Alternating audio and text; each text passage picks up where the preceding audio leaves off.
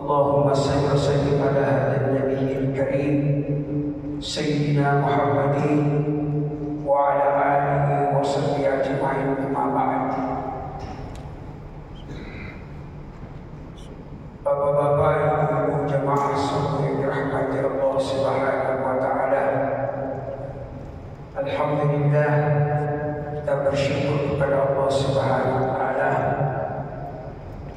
karena di subuh hari ini, di hari yang mulia ini, di hari yang paling berkah, Yaumul Jumu'ah, masih diberikan kita kesehatan dan keafiatan sehingga kita mampu melaksanakan kewajiban kita dengan sempurna, yakni salat subuh secara berjamaah. Alhamdulillah, jangankan salat subuhnya, Rasulullah menyampaikan salat sunnahnya saja itu jauh lebih mulia dan lebih banyak pahalanya daripada dibandingkan dunia dengan seluruh isinya. Berarti orang yang datang salat subuh sebelumnya melaksanakan salat sunnah 2 rakaat itu adalah orang yang paling kaya. Raka'ataini qabla al-fajr khairun minad dunya wa ma fiha. 2 rakaat sebelum subuh atau salat sunnah subuh itu jauh lebih baik kata Rasulullah daripada dunia dan seluruh isinya. Sementara kita biasa berburu-buruan dengan salat, tergesa-gesa di dalam salat, hanya mengejar isi dunia ini. Kadang-kadang takut terlambat ke kantor, takut terlambat ke pasar dan sebagainya, sehingga buru-buru melaksanakan salat. Misalnya tidak sempat melaksanakan salat 2 dan sebagainya gara-gara mengejar pekerjaan yang terlambat. Padahal Rasulullah SAW sampaikan 2 rakaat saja itu jauh lebih mulia dan mengandungnya dengan seluruh isinya.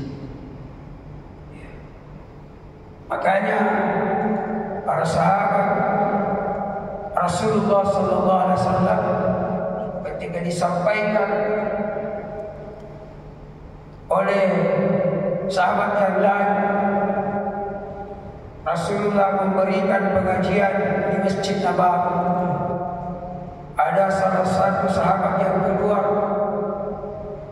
untuk berjalan menuju ke rumahnya. Tiba-tiba menemukan segerombolan pemuda yang duduk-duduk berkumpul di pinggir jalan, dan disampaikan kepada pemuda yang duduk-duduk itu, wahai para pemuda, kenapa kalian di situ duduk-duduk santai-santai, sementara Nabi SAW di Masjid Nabawi sedang membagi-bagikan warisan? Maka begitu mendengar, sekumpulan pemuda ini langsung berlari menuju ke masjid dan menemui Rasulullah SAW bersama beberapa sahabat sedang melingkar berkumpul di depannya. Setelah memperhatikan, wah, ini kita dikelabui ini. Katanya Nabi membagi-bagi warisan di masjid dan tidak ada ini, hanya sekelompok orang mengaji ini. Maka dia kembali menyampaikan orang yang menyampaikan tadi. Bilai, kamu itu kelabui saya. Katanya Nabi membagi-bagi warisan di masjid. Kenapa saya pergi dia di sana? Tidak ada. Ada sekumpulan orang-orang membaca Al-Quran di situ dan mengaji. Maka sahabat tersebut menyampaikan, itulah warisan yang diberikan oleh Rasulullah SAW sebagai bekal kita, karena berkumpul bermajlis di dalam masjid itu jauh lebih baik daripada melaksanakan pekerjaan yang tidak ada hasilnya, karena dia cuma berkumpul cerita-cerita di pinggir jalan. Ya. Bukankah Nabi mengatakan al-majlis indal ulama khairun min salatin 40 rakaat. Duduk sejenak mendengarkan ceramah atau mendengarkan kajian atau menjalankan majelis zikir sesaat di sisi ulama, ustaz, kiai dan sebagainya, itu jauh lebih baik daripada salat sunat 40 rakaat. Maka itulah yang dimaksud oleh baginda Rasulullah SAW. Ya, man salaka tariqan yaltamisu fihi ilman sahhalallahu lahu tariqan ilal jannah. Siapa yang betul-betul ikhlas untuk berkumpul mengkaji satu ilmu, bermajlis zikir sesaat, maka itu Allah mudahkan baginya menuju ke surganya Allah Subhanahu wa taala. Dan itu bahagian daripada taman-taman surga. Sehingga Nabi menyampaikan, ketika engkau melewati satu tempat dan engkau melihat taman-taman surga, maka singgahlah engkau memetik buahnya. Maka Rasulullah ditanya, yang mana itu taman-taman surga? Al-majlis zikrullah, majlis zikir kepada Allah Subhanahu wa taala. Apakah dengan ceramah, pengajian, berselawat bersama dan sebagainya. Yang jelas kita berkumpul untuk senantiasa berzikir kepada Allah Subhanahu wa taala. Bapak dan Ibu yang dirahmati oleh Allah Subhanahu wa taala. Oleh karena itu, ketika kita melewati taman-taman surga, maka itulah yang dimaksud taman-taman surga. Sehingga suatu ketika Rasulullah memberikan pengajian di Masjid Nabawi, sudah berkumpul. Nabi menyampaikan, saya melihat kalian ini diampuni dosanya oleh Allah Subhanahu wa taala yang begitu banyak. Ya. Maka semua yang hadir pada waktu itu bergembira. Ada seorang musafir yang singgah sejenak. Dia cuma singgah istirahat dan sempat duduk bergabung di majelis itu. Sehingga Nabi ditanya setelah selesai majelis, wahai Rasulullah, ada tadi seorang pemuda yang singgah, bukan maksudnya untuk bermajelis, tapi dia cuma singgah beristirahat, tapi sempat mengikuti pengajian yang Nabi sampaikan. Apakah itu juga diampuni dosanya? Maka itu pun diampuni dosanya dan diberi pahala seperti lebih baik dan pahalanya daripada 100 rakaat salat sunat. Meskipun tidak disebut. Maka itulah yang dimaksud ketika engkau melewati taman-taman surga, maka petiklah hasilnya atau petiklah buahnya. Itulah yang disampaikan oleh baginda Rasulullah sallallahu alaihi wasallam.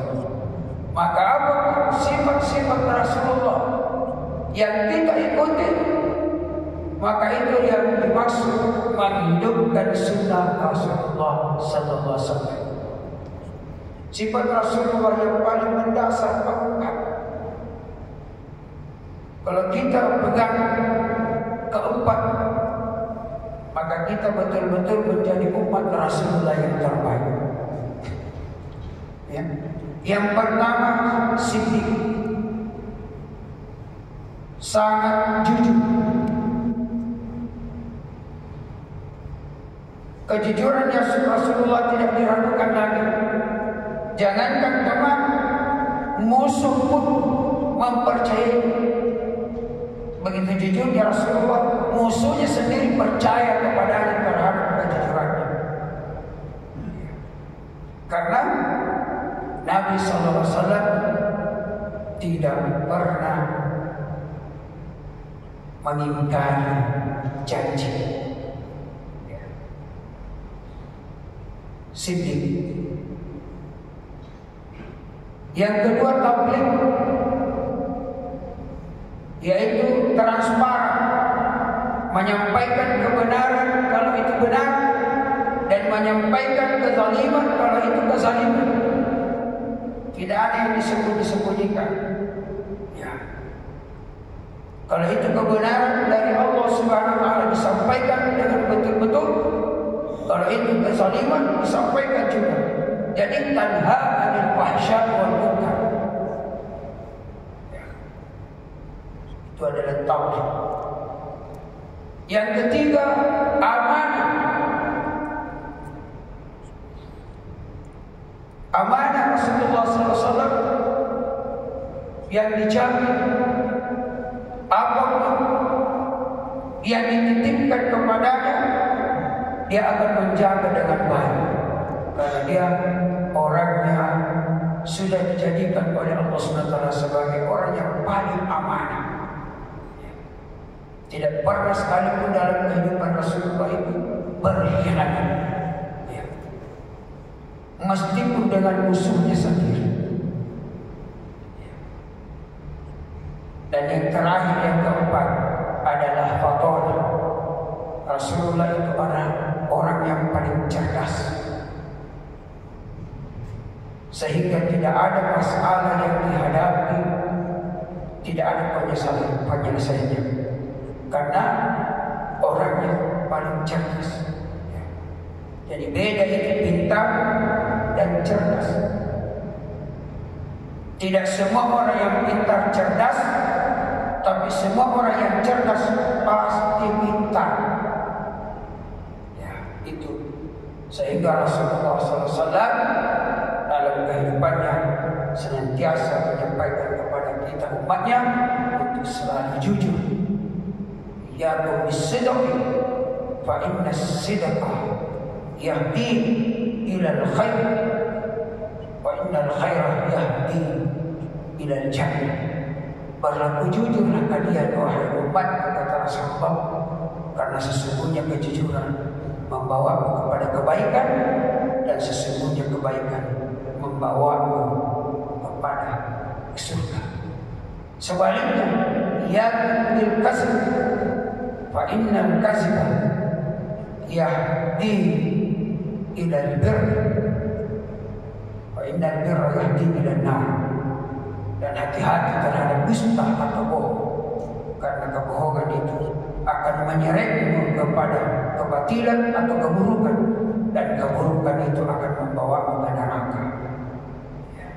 Oleh karena itu, Bapak dan Ibu yang dirahmati oleh Allah Subhanahu wa taala, kalau sifat-sifat Rasulullah kita jadikan pegangan hidup di dunia ini, maka itulah yang orang-orang yang diberikan keberkahan dalam hidupnya, keselamatan, sehingga kita menjadi umat yang terbaik. Bapak Ibu yang dirahmati Allah, mudah-mudahan apa yang saya sampaikan ini ada berkah dan manfaatnya. Mari kita berdoa kepada Allah SWT. Termasuk sekali lagi saya minta kebersamaan kita untuk mendoakan Ananda Muhammad Rifki Pratama Ilham, anak Pak Adhilban, ketua DKM masjid kita, yang mengalami sekarang hari ini ada tindakan operasi stadium istilahnya.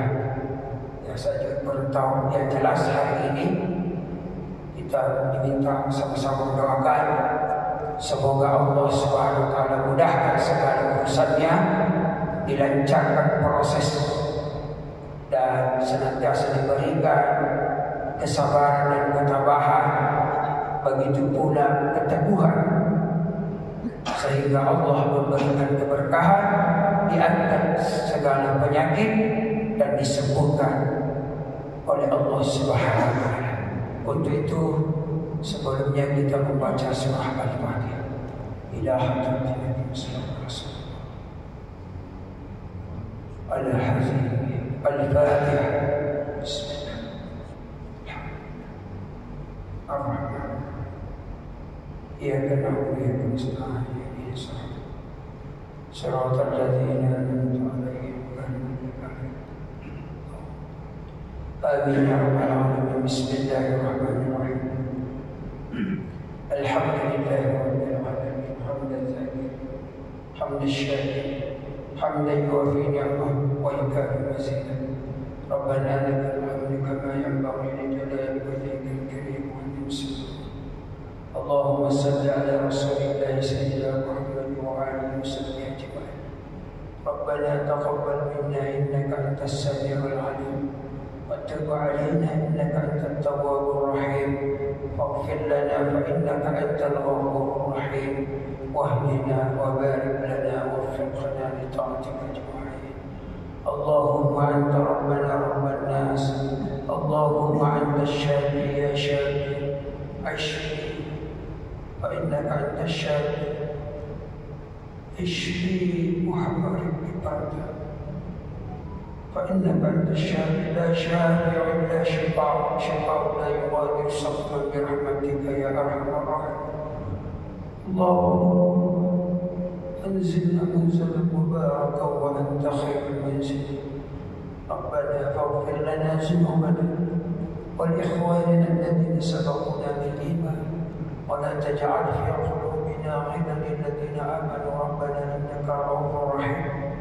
ربنا اغفر للمؤمنين والمؤمنات للمسلمين والمسلمات الأحياء منهم والأموات إنك سميع قريب مجيب الدعوات وقاضي الحاجات. ارحمنا وارحم وأنت خير الراحمين. ربنا آتنا في الدنيا حسنة وفي الآخرة حسنة وقنا عذاب النار. وصلى الله على سيدنا محمد وعلى آله وصحبه أجمعين.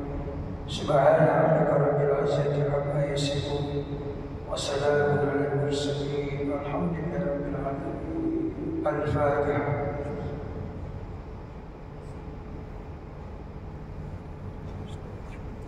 Amin ya rabbal alamin. Terima kasih atas perhatiannya, mohon maaf atas segala kekurangan.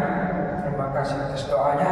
Subhanallah wa bihamdihi asyhadu an la ilaha illa anta astaghfiruka wa atubu ilaik. Assalamualaikum warahmatullahi wabarakatuh. Waalaikumsalam.